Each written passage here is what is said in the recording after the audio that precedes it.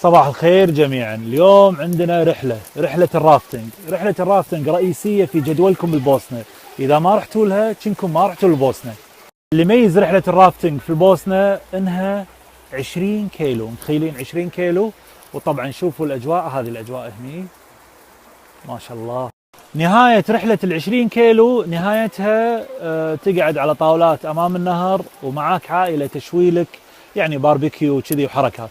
سعر الرحلة 200 يورو، 200 يورو من 6 انفار وفوق، يعني 8 انفار 9 انفار، احنا طبعا 6. اوكي، هذه الرحلة تستحق التجربة.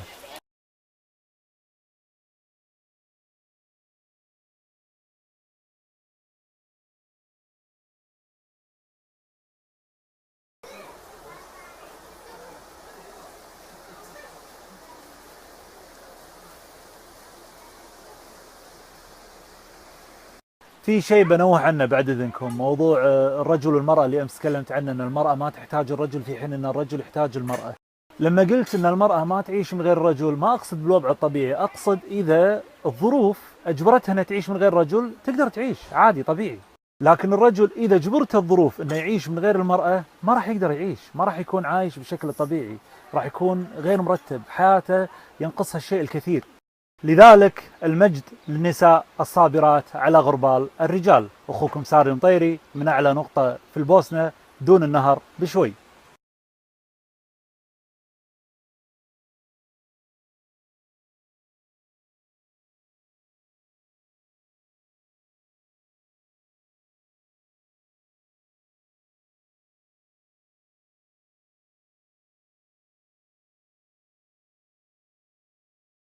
طبعا انتم شايفين الصورة اللي قبل شوي جميلة جدا، بس عشان تعرفوني انا عاني. شوف انا جنبي هالاقشر هذا وقاعد اتعب عشان اصور لكم.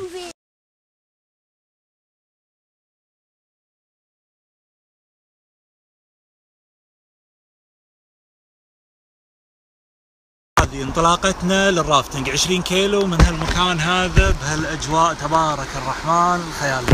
ادعوا لنا يبا حط المجداف لا يطيح. زين، واليوم بتشوفوني شلون اجدف. يلا.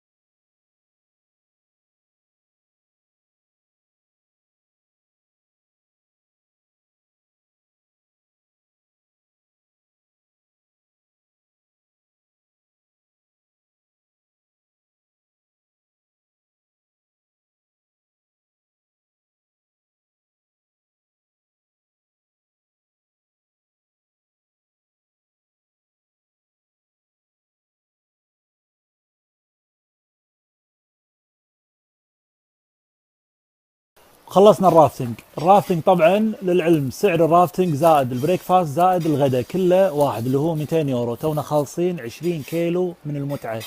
غداهم باربيكيو في فطاير شغلات خابزينها. هني شغلك كله برايفت، ما حد عندك. تبي طبعا مع ناس كيفك، تبي برايفت كم كيفك.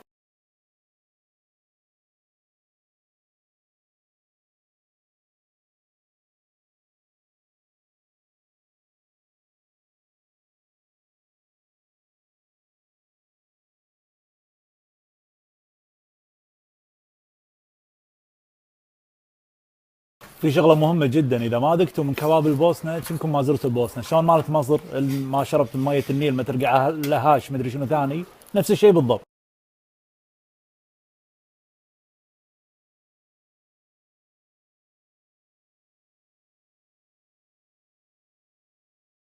اللي حاب يسوق سيارة بالبوسنة لازم يحترس من شيء مهم. ممنوع عندهم تكرمون النعال، لازم جوتي. اوكي، اذا وقفوكم شرطة ترى مشكلة.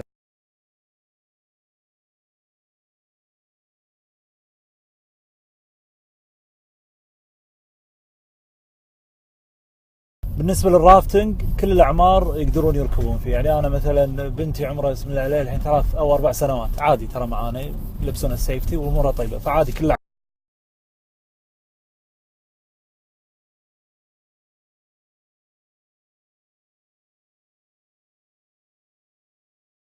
أكثر سؤال وصلني: هل البوسنة تصلح للأطفال أو لا؟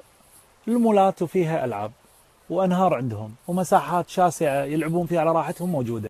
شو يبون بعد الأطفال؟ يعني كل شيء موجود عندهم هنا. بعدين أصلا الطفل، أنتم تدرون الأطفال شو يحبون؟ يحبون يقعدون من النوم من غير ما حد يقعدهم وما يكون في مدرسة، بس هذه فرحتهم. لا تحاولون تهتمون حيل في موضوع فرحة الأطفال انكم أنتم تصنعون الفرحة لهم، لا، خلوا الفرحة تجي بشكل طبيعي لهم، عارفين؟ تكون أكثر سعادة لهم. انتم لا تزيدون الاهتمام حيل في موضوع الاطفال. يعني هو ما يروحون يعني قبل يودونا البران ونستانس كنا رايحين سويسرا، عادي. لا تهتمون حيل بزياده. على هالطاري اذكر واحد من ربعنا بناته، واحده عمرها 4 سنوات وواحده عمرها 3 سنوات، موديهم استراليا، يقول انا ابيهم يستانسون هناك. ناموا 78 مره بالطريق، والمسكين يقول والله العظيم قاط فوق 5000 دينار على السفره. يقول ما عرفوا شيء، ولاعة كبود ما يعرفون شيء. يقول يوم وديتهم حديقه جنوب الصباحيه استانسوا اكثر من استراليا.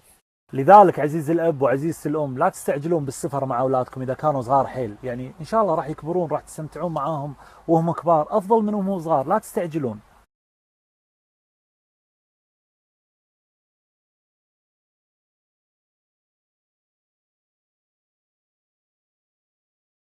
اللي سألني عن المجمعات في البوسنة والتسوق، هذا مجمع اسمه BBI، مجمع من 4 أدوار في ماركات أوروبية. المجمع ممتاز، إطلالته حلوة والقعدة فيه حلوة.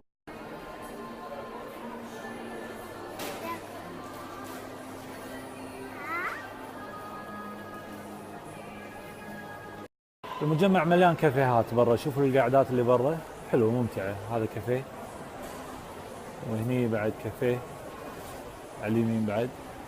بعدين احنا الخليجيين يعني متى نتوب من سالفة ان نسافر ونصرف وخساير، وهم لما نرد خساير ونجيب صوغة، وليش؟ خلاص استانسنا وبس. اعظم الهدايا واعظم الصوغات هي الابتسامة. يعني الابتسامة فيها صدقة. تروح تعب نفسك وخساير، ابتسم حق الناس وبس. بعدين اصلا احنا مفهوم الهدايا عندنا يا الخليجيين غلط، يعني حتى عند اغلب العرب. يعني اجيب لزوجتي وام زوجتي وربعي بالديوانية ومديري بالدوام وعيال شارعنا هدية تكون أنيقة ورمزية للطرف الآخر، لشخص يستحقها بس. يعني أنا عن نفسي جايب لكم هدايا، هذه عرفت الميدالية I love بوسنة قلب حب، بس يعني واجد أصلا.